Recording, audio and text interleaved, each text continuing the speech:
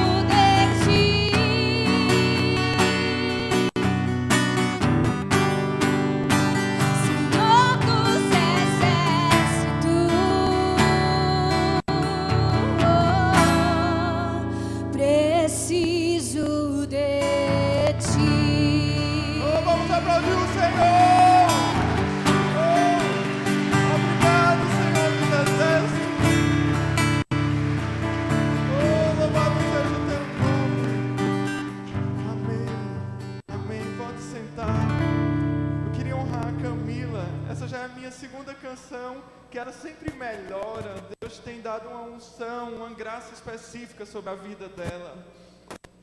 Que Deus a abençoe cada vez mais, no nome de Jesus. Amém.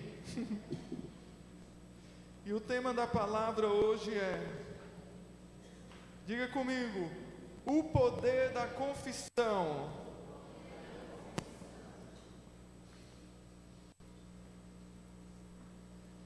E já que essa canção, é interessante que Deus tem feito coisas diferentes comigo. Essa é uma canção bem antiga, que ministramos também na conferência do Avivamento L. Deus está trazendo as coisas antigas, está se tornando novas. E Deus é um Deus tão gracioso, tão gracioso. Então eu queria te convidar a abrir lá no livro de Isaías, no capítulo 6.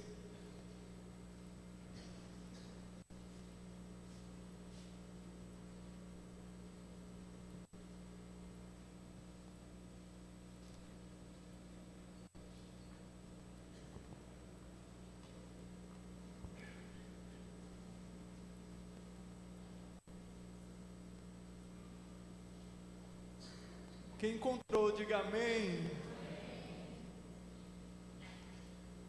No ano da morte do rei Uzias, eu vi o Senhor assentado sobre um alto e sublime trono, e as abas de suas vestes enchiam o templo. Serafins estavam por cima dele, cada um tinha 6 asas, com 2 cobria o rosto, com 2 cobria os pés e com 2 voava. E clamavam uns para os outros, dizendo: Santo, Santo, Santo é o Senhor dos exércitos, toda a terra está cheia da sua glória. As bases do limiar se moveram, a voz do que clamavam, e a casa se encheu de fumaça. Então disse eu: ai de mim, estou perdido, porque sou homem de lábios impuros, habito no meio de um povo de impuros lábios, e os meus olhos viram o Rei, o Senhor dos exércitos.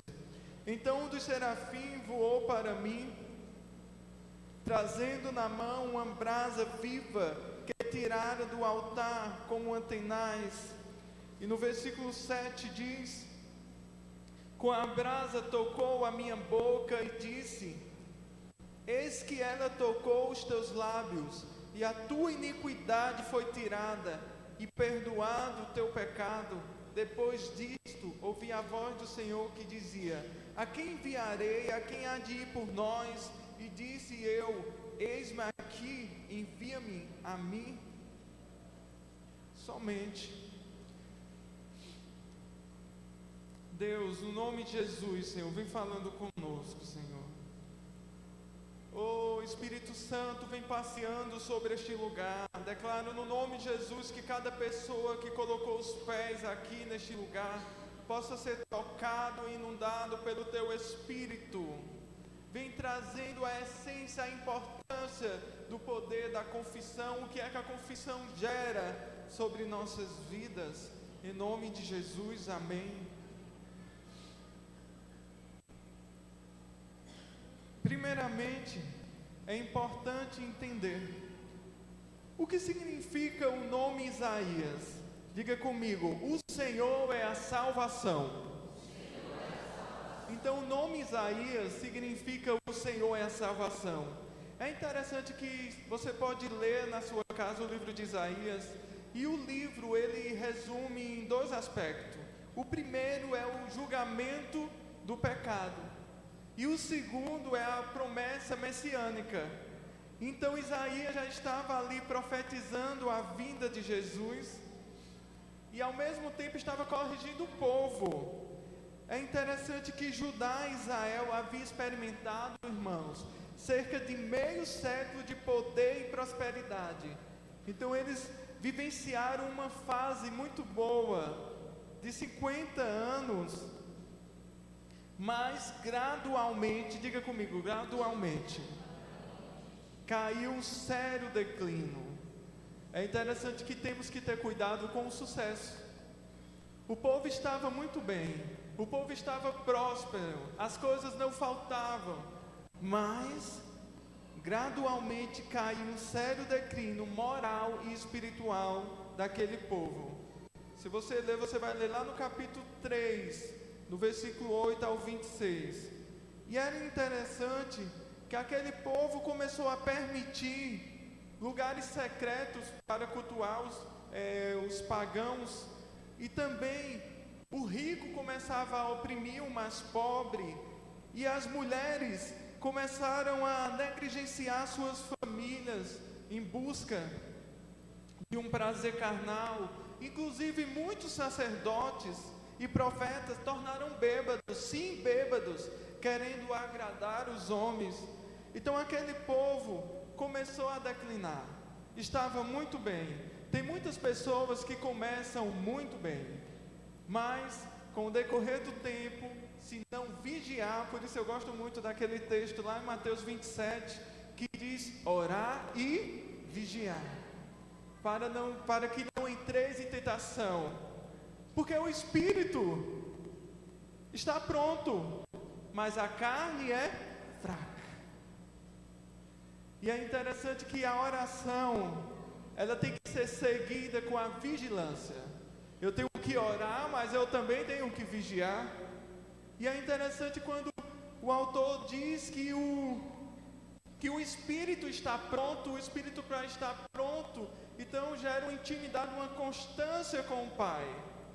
Mas diz que a carne é fraca. Então todos nós temos que vigiar, todos nós. E aquele povo começou, na verdade, a errar o caminho, a errar a rota. E no capítulo 6, no capítulo 5, o profeta Isaías, ele está ali corrigindo o povo, ele está ali trazendo uma palavra de correção. E interessante, você pode ler lá no capítulo 5 de Isaías, no versículo 8, ele diz: ai, dos que ajunta casa a casa, reúne campo a campo, até que não haja mais lugar e fica como únicos moradores no meio da terra. E no versículo 11 ele diz: ai dos que levantaram pela manhã e segue a bebedice e continua até alta noite, até que o vinho esquenta.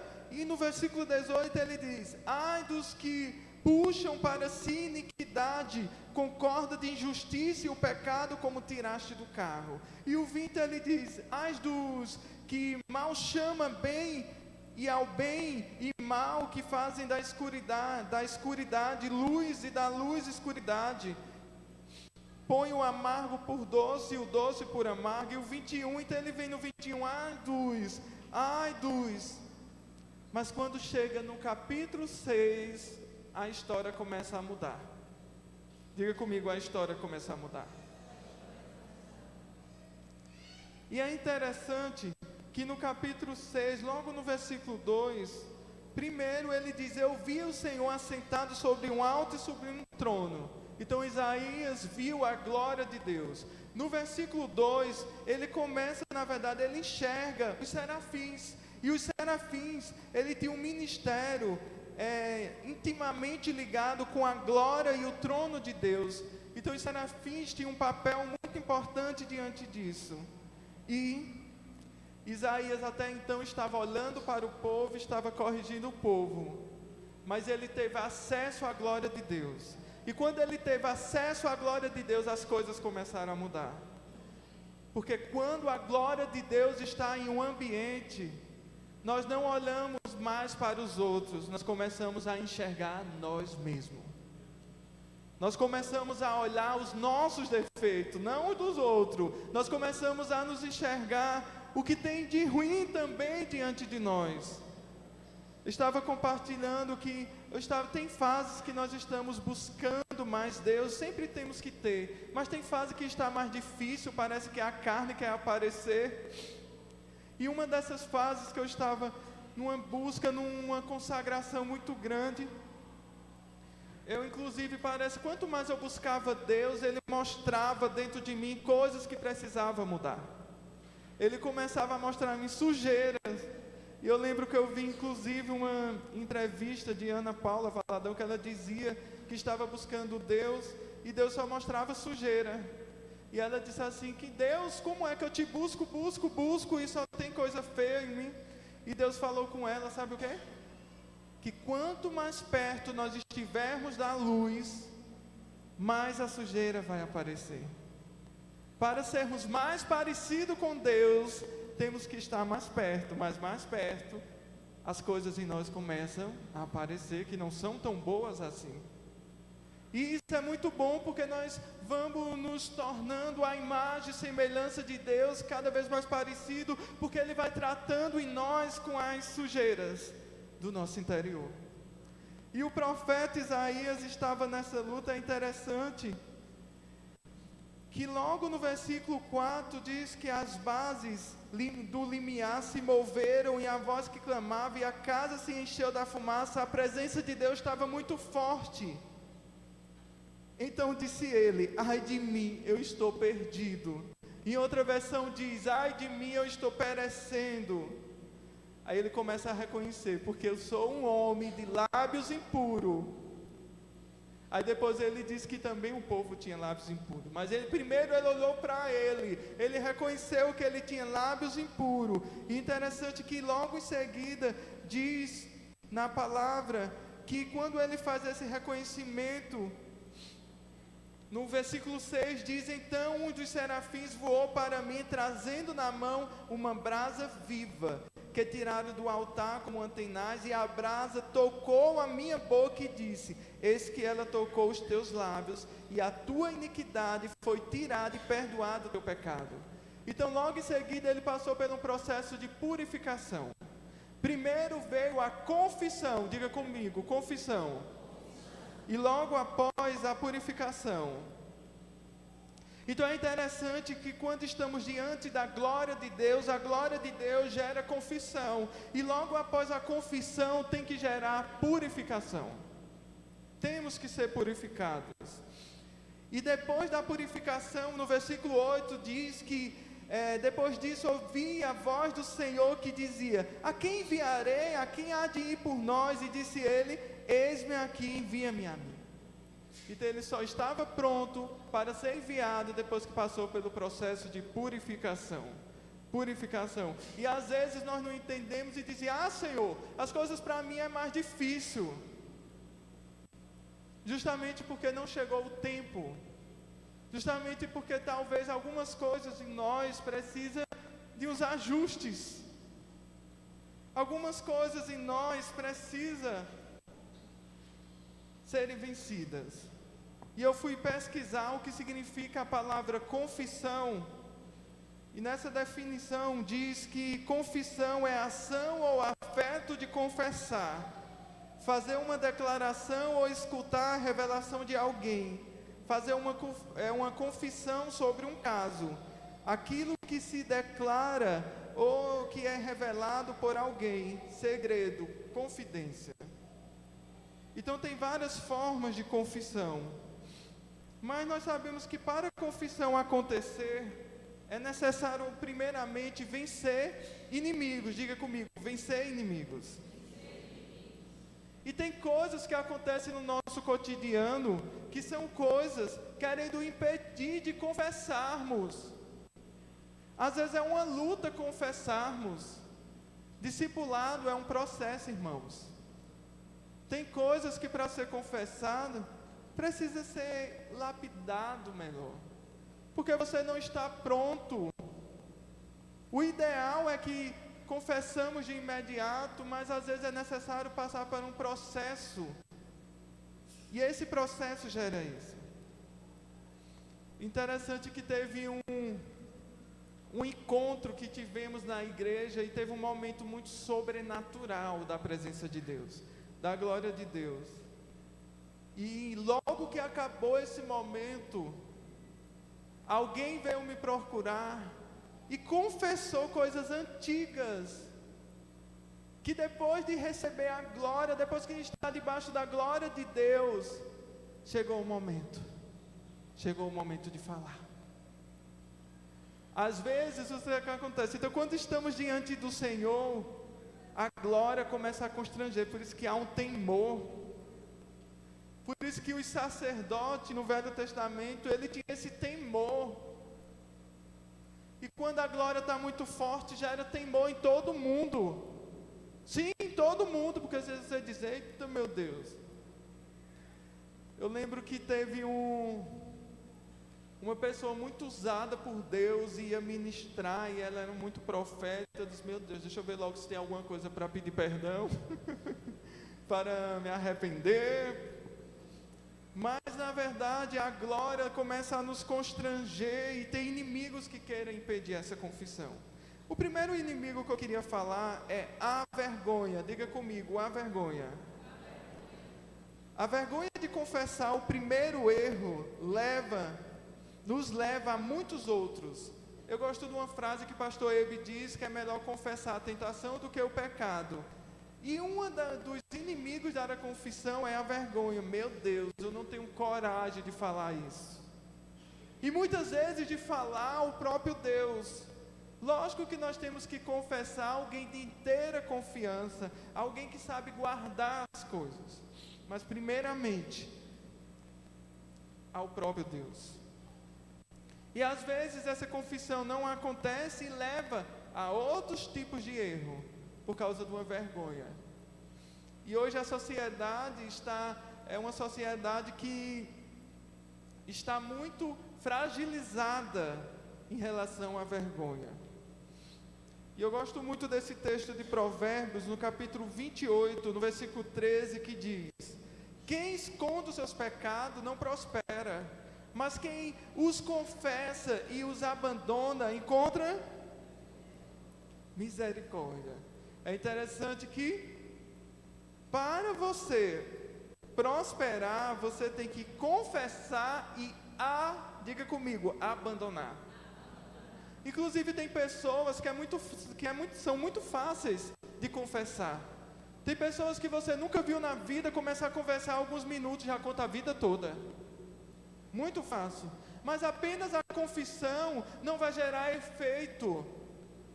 Apenas a confissão a contar um ou outro não gera efeito. A confissão tem que vir logo após uma atitude.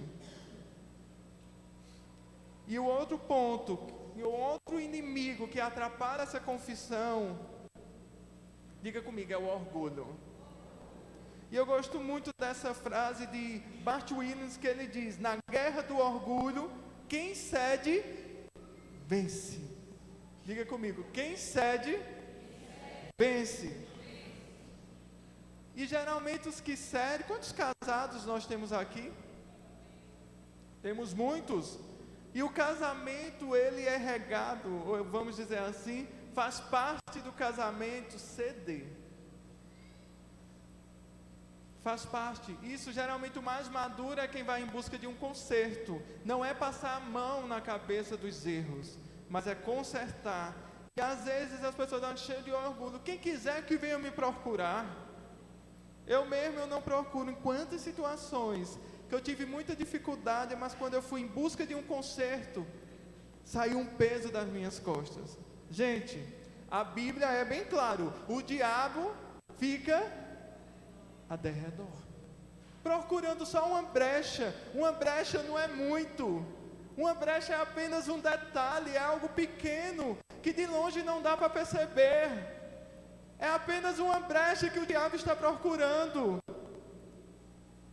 Então imagina um casal, está ali, aí um diz assim: você é muito diferente de mim,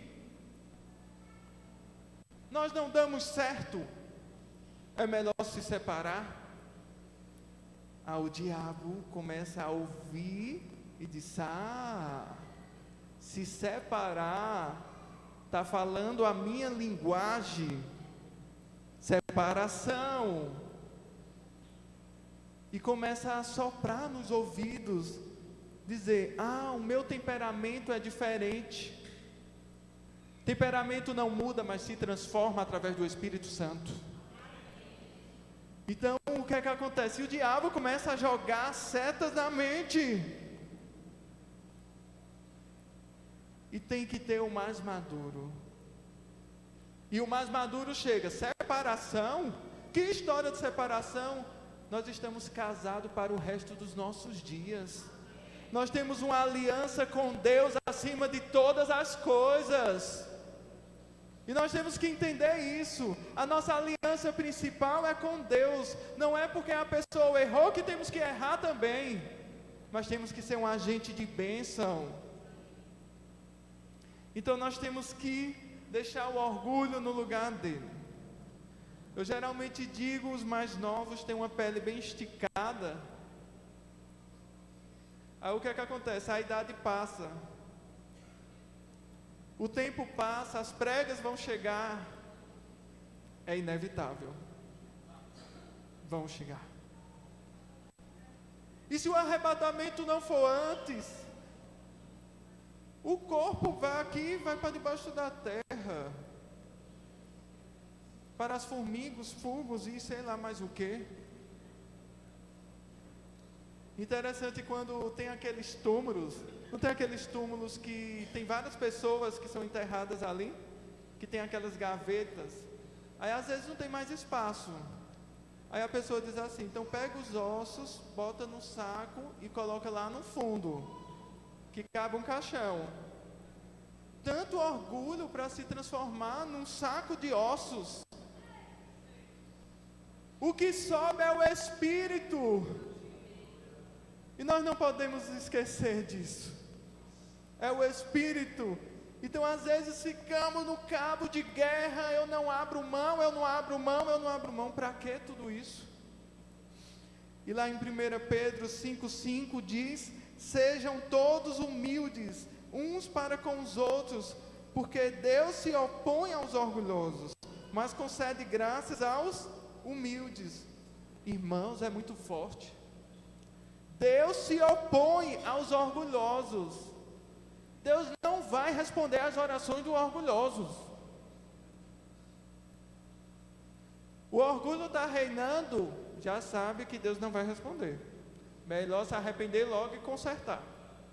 Agora, com a humildade, Deus concede o quê? Graça. E a graça é o favor não merecido. E eu gostei muito dessa frase do pastor Josué Gonçalves, que diz que caráter não é o que você publica nas redes sociais. Caráter é aquilo que você vive de verdade. Diga comigo, é de verdade. Irmãos, estamos vivenciando num tempo que as pessoas querem mostrar o que não são nas redes sociais. É no Instagram, é no Facebook, é no WhatsApp. Às vezes o casal acabou de brigar. Alguém diz, vamos tirar uma foto, dá logo as mãos, um sorriso no rosto e vamos publicar. Aí alguém olha e diz, eita, que casal perfeito é esse? Que perfeição que não existe. Agora, a audiência maior, que tem mais like, que tem mais seguidores, que tem mais visualização. Mas, se você tem 5.000, 2.000, 1.000 amigos, não são teus amigos, irmãos. Teus amigos são aquelas pessoas próximas, que você pode conversar, que vai na tua casa, que se preocupa contigo. E agora a área está tão comercial que se você quiser mais amigos, você contrata, você paga uma taxa. E o próprio sistema vai conseguir amigos para você. Você não quer visualizações, você vai ter visualizações. Pague a taxa que vão conseguir. Vão mandar convite para todo mundo aí. Mas isso é um mundo superficial. Isso é um mundo superficial que muitos insistem em gastar e se engastar com esse mundo superficial. Mas às vezes você tem apenas um amigo, mas é um amigo de verdade. É um amigo de todas as horas. E às vezes alguém está ali com 3.000 amigos, e quando está precisando não tem nenhum para conversar. E a próxima imagem que eu queria passar é uma imagem de um casal que estão ali com aquelas cordas. E muitos estão presos, sendo manipulados pelo diabo e não estão percebendo. O diabo sopra algo, fala algo aos teus ouvidos e acredita. E esquece do que Deus pensa a seu respeito. Parece que muitos brasileiros têm essa tendência para esquecer rápido das coisas. Às vezes Deus trouxe uma palavra tão linda para você, e sabe o que acontece? No outro dia a crise vem, as lutas vêm, e você esquece tudo. Às vezes Deus chega assim para você e diz assim: você é um filho, uma filha amada, vai longe. Eu tenho uma pessoa específica para você no tempo certo. E você fica desesperado. Eu não vou mais me casar, que não tem ninguém, não sei. Irmãos, confie no Senhor, que Ele vai liberar respostas para você. Às vezes é um trabalho, você está tentando, e as portas ainda não foram abertas. E você começa a agir na carne. Dizer assim, não pergunta nada a Deus. E decide de uma hora para outra sair da cidade, que diz, essa cidade não tem trabalho não. Muda de cidade. Às vezes o emprego está tão perto. Então nós temos que ter mais uma linguagem de fé, e daqui a pouco nós vamos falar sobre isso. Em seguida, eu gosto muito desse texto de Tiago 4,7, que diz, sujeitai-vos a Deus, resisti ao diabo, e ele fugirá de vós. Não existe supercrente, até gostaria que existisse, até gostaria de ser um supercrente. Não, nós somos frágeis sim, nós muitas vezes estamos vulneráveis, mas nós temos que vigiar e clamar pela graça de Deus. É o sangue de Jesus que nos protege, e nós temos que clamar pelo sangue dele. E o segundo ponto que eu queria falar é sobre os benefícios da confissão. Antes disso, eu queria passar um vídeo, é um vídeo muito forte. Eu queria que você prestasse atenção nesse vídeo.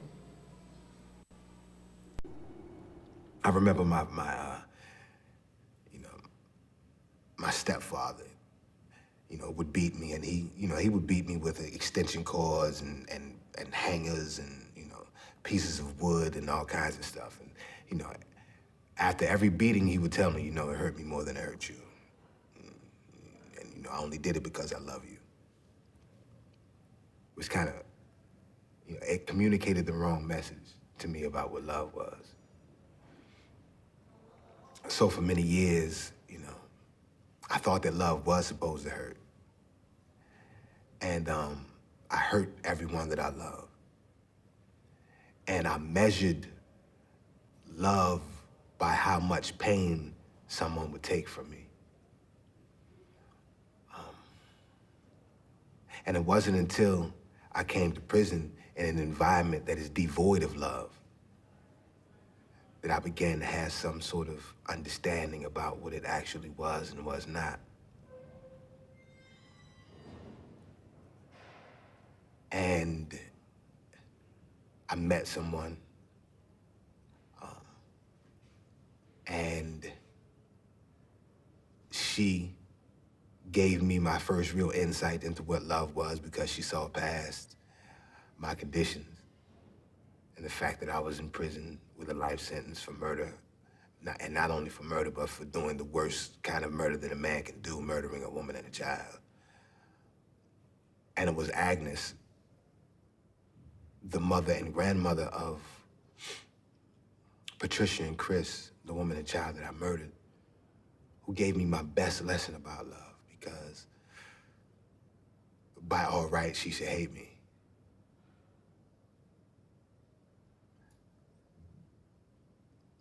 But she didn't. And over the course of time, and through the journey that we took, that's been pretty amazing. she gave me love. And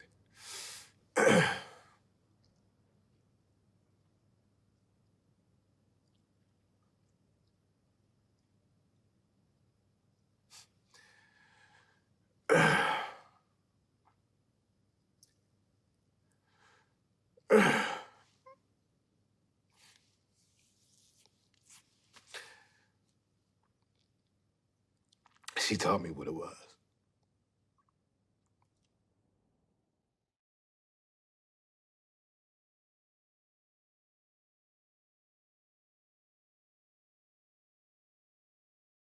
Esse é um vídeo muito forte, foi um caso real que aconteceu. E esse homem, ele matou essa mãe e essa criança. E interessante que antes disso, ele apanhava muito do padrasto. E ele sempre dizia: dói mais em mim do que em você. Então ele começou a associar o amor à dor. E interessante que uma pessoa bem provável, não foi fácil para aquela mãe e avó, mas essa mulher decidiu se aproximar dele para dizer o que era um amor. E ele disse que veio conhecer o amor, mesmo aquela mulher passando por toda essa tragédia, através dela, porque ela amou incondicional.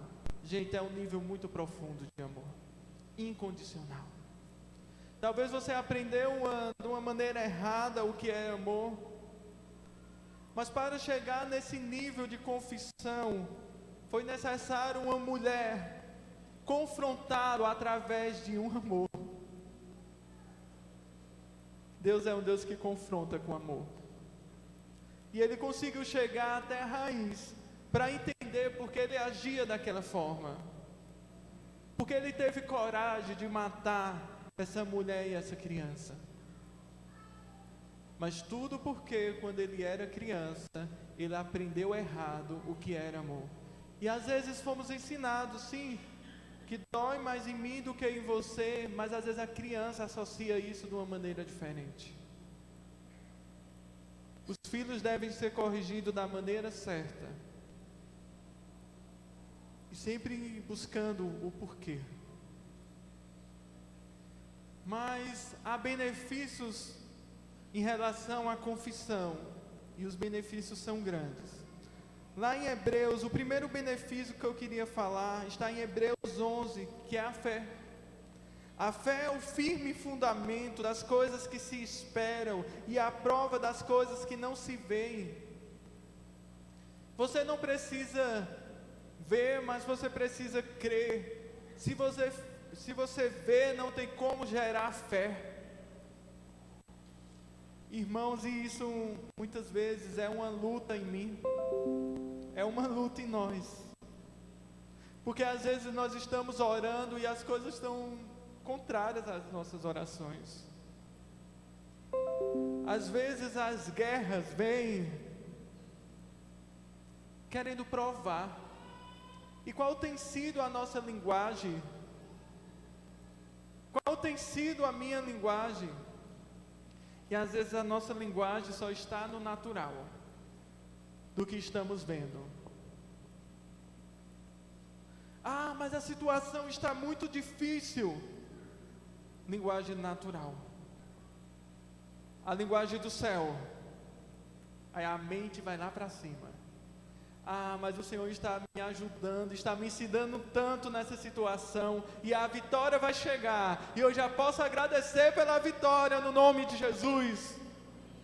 E nós temos que mudar a nossa linguagem, temos que sair desse nível baixo, e elevar o nosso nível lá para cima, elevar a nossa mentalidade ao céu, e enxergar não com o nosso olhar pequeno, limitado, mas enxergar com o olhar de Deus. E Deus tem um tempo específico para todas as coisas. Estava compartilhando no primeiro culto, eu e Keila sonhamos em ser pais. Estamos 7 anos de casados. Chegou no tempo que nós dizemos: Senhor, estamos batendo na porta, estamos orando. Mas tem um tempo para todas as coisas, irmãos. E nós temos que entender bem isso. Deus está nos preparando, é um tempo de cada vez, mas nós temos que agradecer.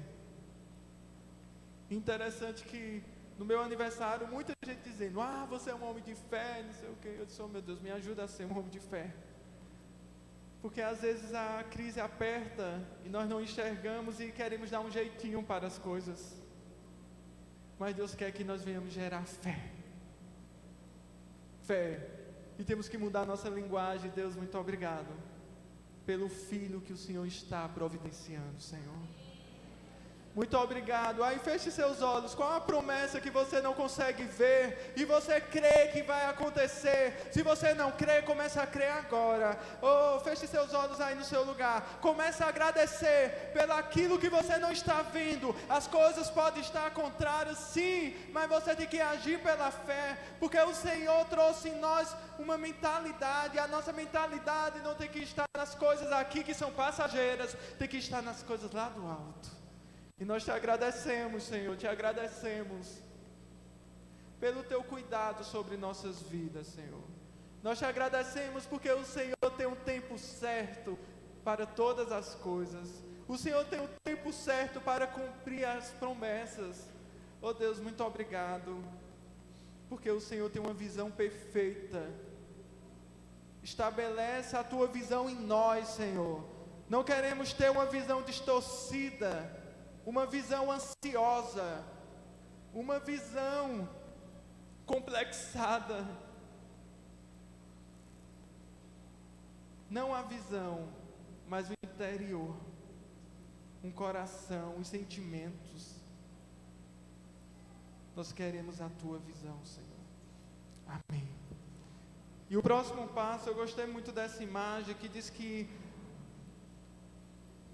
as nossas falhas servem como bússolas para consertar a rota de nossa vida. Mas as falhas só vai consertar essas rotas se permitirmos, se confessarmos, se identificarmos. Aí sim, vamos avançar. E você pode perguntar: por que confessar? Por que confessar a Deus e confessar alguém da nossa inteira confiança?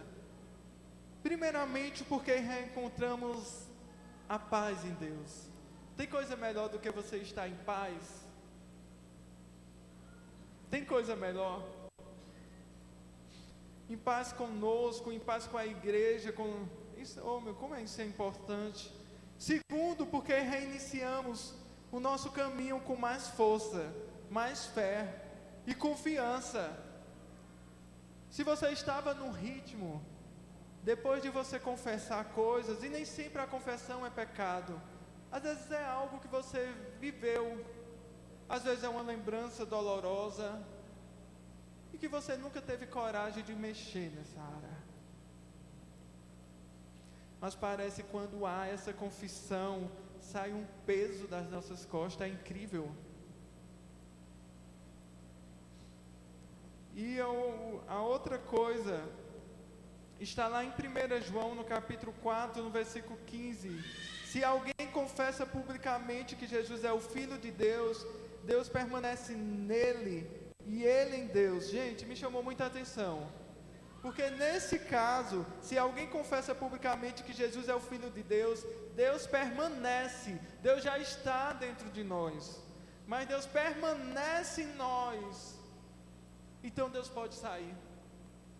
Então nós não podemos nos envergonhar do Evangelho, e nós temos que confessar, e aquilo faz com que Deus vai permanecendo e vai crescendo em nós, a ponto das pessoas não olhar, sim, a ponto das pessoas não olhar para nós e ver Camila, Águida, a pastora Cléo, a pastora Keila, ou seja, qualquer um de nós, mas ver Jesus em nós, Jesus em nós, Jesus em nós e Jesus em nós. As pessoas precisam ver Jesus em nós. Nós precisamos ser bons representantes dele. Cristão significa pequenos cristos. Cristo precisa aparecer mais em nós.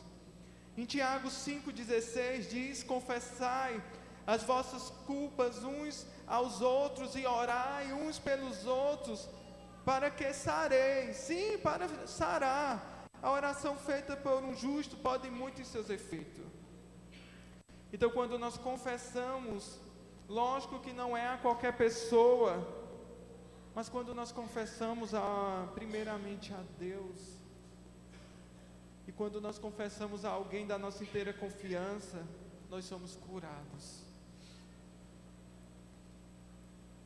E em 1 João, no capítulo 1:9, diz: mas se confessarmos os nossos pecados a Deus, Ele cumprirá a promessa e fará o que é correto. Ele perdoará os nossos pecados e nos limpará de toda maldade. Então nós, quando confessamos a Deus, Ele vai cumprir as promessas que Ele nos fez. Às vezes, ainda não, as promessas não foram cumpridas, porque não houve a confissão. E essa última imagem, eu já estou finalizando, mostra: confessar e deixar é igual a liberdade. Que sensação tremenda deve ser quando confessamos e deixamos, estamos livres. E a confissão mais importante que alguém pode fazer, e eu vou até convocar para o final desse culto, está lá em Romanos 10:9, que diz: se você disser com sua boca, Jesus é o Senhor, e no seu coração crer que Deus ressuscitou Jesus, você será salvo. Essa é a maior decisão que alguém pode tomar.